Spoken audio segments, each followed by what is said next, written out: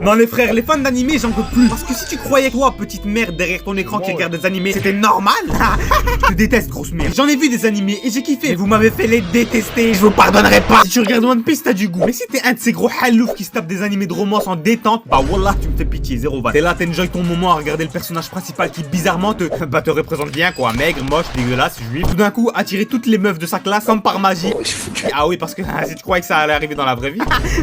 Regarde-toi dans la glace. Voilà c'est fait. Voilà. Je pense que t'as compris maintenant. Et arrête de mal parler, je vais te régler ton compte, bouffon. Moi j'ai pas besoin de meuf de la vraie vie, moi j'ai ma waifu. Rendez-vous compte que ces trucs sont tellement bien écrits, vous tombez amoureux de simples personnages.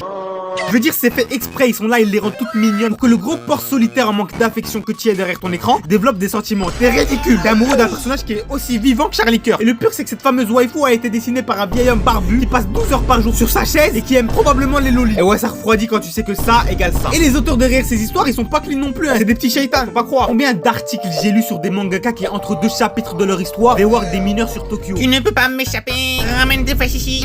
Ah non, c'est hard. Et si tu crois que c'est des actes isolés, voilà, et j'ai pas tout mis. Hein. Souvent, ceux qui regardent beaucoup d'animés tombent en amour avec la culture du Japon. Chef, mets-moi un bol de nouilles, s'il te plaît. On est au kebab, fils de p. Au point où les plus crasseux. Ah, je me suis un peu importé là. Au point où les plus crasseux d'entre eux se retrouvent tous les ans à la Made in Asia à qu'à leur repère des gros pointeurs. Certains un homme adulte et tu te rends à des événements comme ça habillé en Nezuko-chan. Non, voilà.